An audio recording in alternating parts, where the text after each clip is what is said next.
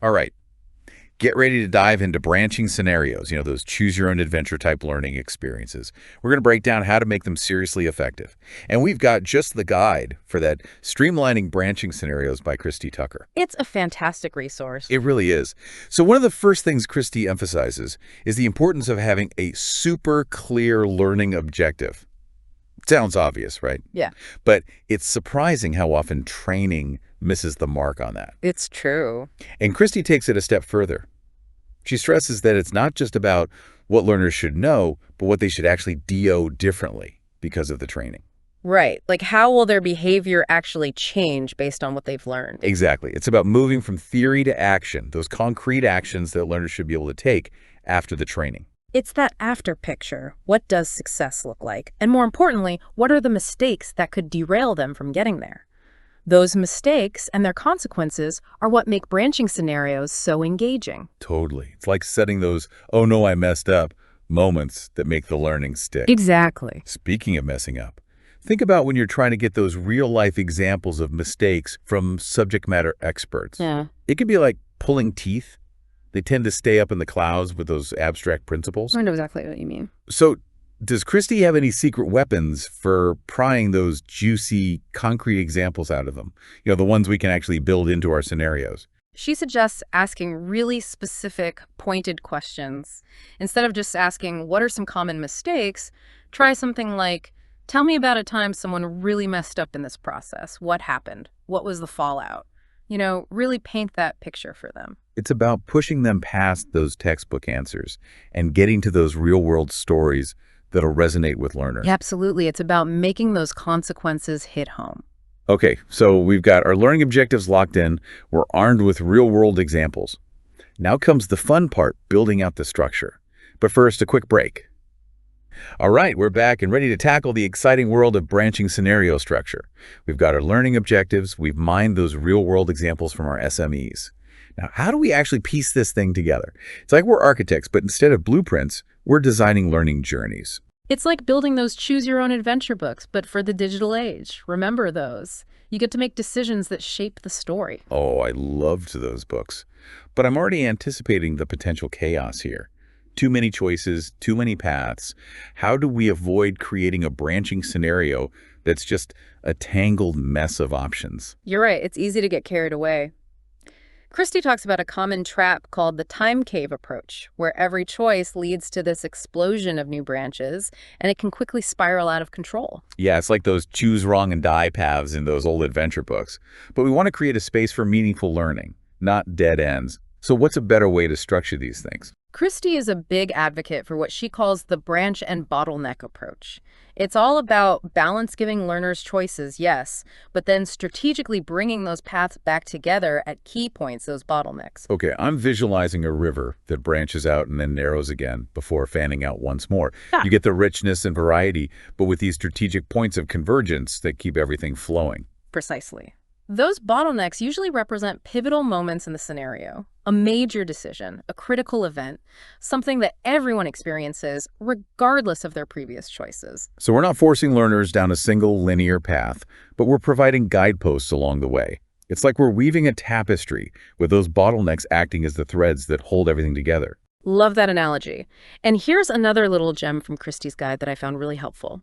She recommends limiting choices to just 3 instead of the usual 4. It sounds counterintuitive, but apparently it makes a huge difference. Wait, really? Just by dropping one option, that seems almost too easy. I know, right? But the research shows that 3 options really hit that sweet spot for decision-making. It reduces cognitive overload and actually helps people make clearer, more confident choices. And that applies to branching scenarios, too. Less is more. I love it. So we've got our blueprint. We've streamlined those choices. Right. But right now, it's still a pretty bare-bones structure. We need to inject some life into this thing, give it a voice, a personality. And lucky for you, we're about to do just that after the break. Don't go anywhere. And we're back, ready to breathe some life into these branching scenarios. We've got the structure down. We've streamlined those choices. Now for the really fun part, making these things sing. We're talking writing, dialogue, that immersive storytelling that pulls learners in. It's where the magic really happens. And you know what? Christy actually introduces a tool that can help us with this. It's called Twine. Twine. Okay, I'll bite. Tell me more. It's fantastic, especially for prototyping. It's free, and it's specifically designed for building out these interactive, nonlinear stories. You basically construct your scenario with passages of text and connect them together visually, kind of like you're mapping out all the twists and turns. So you're literally creating those branching paths, but you can actually see them laid out in front of you. Exactly. And those links, they're not just for show, they actually work. You can click through your prototype, experience those choices in action, really get a feel for the flow of the narrative. That's so smart. It's like a test run before the real thing. Are there any other cool Twine hacks Christy shares? Give me the inside scoop. She's all about using tags, those little labels that add so much clarity. Like you can tag a passage as a good choice, okay choice, or a bad choice. It sounds simple, but it makes it so much easier to track the consequences of each decision, make sure everything is flowing the way you envision. Love those visual cues. Anything to tame the chaos, right? Yeah. Okay, so we've got our tool, but even with the best blueprint and the coolest software, writing for these things can still feel daunting. Where do you even start? Does Christy offer any guidance? She does. She gets it can feel overwhelming. One approach she suggests is to pick just one pivotal decision point in your scenario and really go deep on that. Write out all the possible choices and consequences, flesh it out completely. So like a mini scenario within the larger scenario. I like it. Yeah. It's a great way to find your voice, the tone you want for the whole thing. And it's also great for getting buy-in early on because stakeholders can experience that one piece, give feedback before you've built out the entire thing. Work smarter, not harder. Love that. Okay, so that's one approach. What's the other one? The other option is to start by mapping out the ideal path, that perfect run where learners make all the right choices. This helps establish the main storyline, that core narrative. And as you're building that out, you can start brainstorming those tempting detours, those what-if scenarios that branch off. I like that visual, laying down the yellow brick road, but then scattering some distractions along the way, just to see who veers off course. Yeah. But even if they do, even if they hit a few bumps, we don't want to make them feel like they failed. Exactly. Christy's big on giving learners a chance to recover from those mistakes.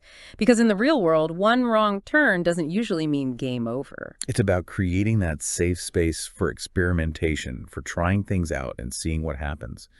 Learners should feel empowered to explore those choices, knowing they can always course correct and find their way back. This has been amazing. We've covered so much ground, from those nitty-gritty details of structuring and prototyping in Twine. All thanks to Christy and her awesome guide. Any parting words of wisdom for our listeners who are ready to take the plunge and start building their own branching scenarios? Remember, it's not just about delivering information. It's about giving learners the power to shape their own experience, to learn by doing, and to walk away with those aha moments that really stick with them. Well said. Big thanks to our expert for guiding us through this, and to YU for joining us on this deep dive. Until next time, happy learning.